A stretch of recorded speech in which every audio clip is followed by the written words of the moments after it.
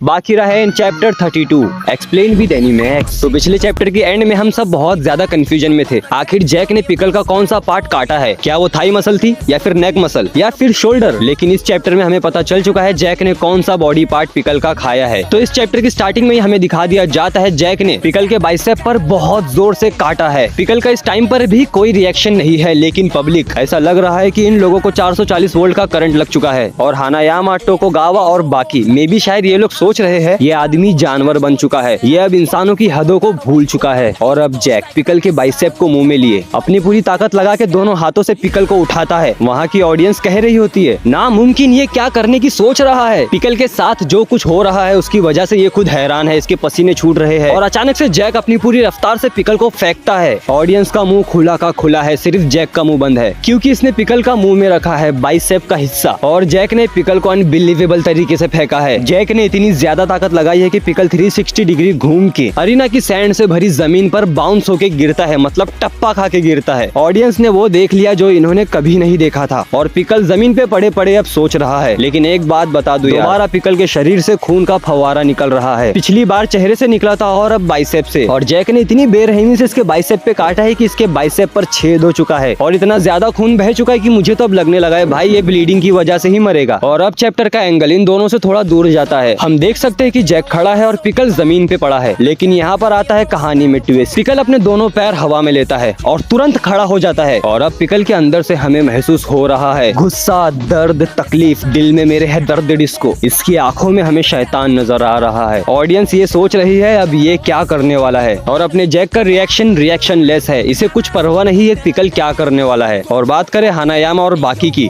तो ये दोनों जान चुके हैं अब पिकल क्या करने वाला है। पिकल अपनी पूरी ताकत से एक जानवर की तरह गुर्राता है। ये फुल ऑन एग्रेसिवनेस के साथ जैक की तरफ देख रहा है। और अब पिकल ने अपना फाइटिंग स्टांस ले लिया है और अब ये जैक से लड़ने के लिए तैयार है। पता नहीं पिकल ने कब ये स्टांस ढूंढा, लेकिन कुछ भी कहो ये स्टांस जैक को बहुत ज्यादा भारी पड़ने वाला है क्योंकि इस स्टांस में पिकल पंच नहीं मारने वाला है। उसके ये चमकदार पंजे और उसके ये तीखे दांत, लेकिन जब ये उसके पंजे और दांत उसके पावरफुल जॉ के साथ मैच होते हैं तो ये एक बहुत ही डेडली कॉम्बो बन जाता है, मतलब फुल ऑन आर रेटेड। और पिकल इस डेडली कॉम्बो के साथ अपनी पूरी ताकत से छलांग लगाता है जैक के ऊपर। ये जैक का सर पकड़ लेता है। ये अपने हाथों का इस्तेमाल करे इससे पहले ही जैक इसके हाथ को पकड़ लेता है। अब जैक को ऐसा लग रहा था कि पिकल उसका कुछ नहीं बिगाड़ पाएगा, लेकिन उसे अंदाजा भी नहीं था उसके साथ क्या होने वाला है। पिकल अपने पैरों के पंजों का इस्तेमाल करके खच खच खच खच खच जैक के सीने पर लगातार वार करता है, जैसे कोई मुर्गी बैठने के लिए जमीन को साफ कर रही है, क्योंकि ऐसी चीज जैक ने भी कभी नहीं देखी थी। और जैक हैरान है कि ये कौन सी टेक्निक का यूज कर रहा है। और इतनी लंबी फाइट के बाद अब हमें जैक का रिएक्शन देखने मिलता है, क्योंकि इसकी रिएक्शन में भी हमें दर्द और शौक महसूस हो रहा था, क्योंकि ये चीज पिकल को छोड़ के हम सब के लिए अनएक्सपेक्टेड थी। और अब पिकल की तरह जैक के भी खून का झरना बह रहा है। अपना पिकल ये देखकर फूला नहीं समा रहा है। पिकल अपने दिवाली के बोनस को लिए खुश हो ही रहा था कि जैक ने अचानक से पिकल के राइट हैंड को अपनी गर्दन से दबोच लिया और अपने दोनों हाथों से पिकल के दोनों हाथों को पकड़ लिया। और फिर से अपनी जबड़े की जबरदस्त ताकत से ये पिकल के राइट हैंड के बाइसेप को काट लेता है। लेकिन ये कुछ ज्यादा ही ब्रूटल तरीके से पिकल को काटता है, क्योंकि इसका दर्द हमें पिकल के चेहरे पर नजर आ रहा है। और यही थी इस चैप्टर की समाप्ति। बहुत लंबे समय के बाद ये चैप्टर आया है, लेकिन हमें हमारी उम्मीदों से कहीं ज्यादा दिया है। तो ऐसे ही और अदर एनीमे और मांगा का एक्सप्लेनेशन जानने के लिए मेरे इस चैनल को सब्सक्राइब कर लो और विजिट भी कर लो, तुम्हें बहुत ज्यादा मजा आएगा।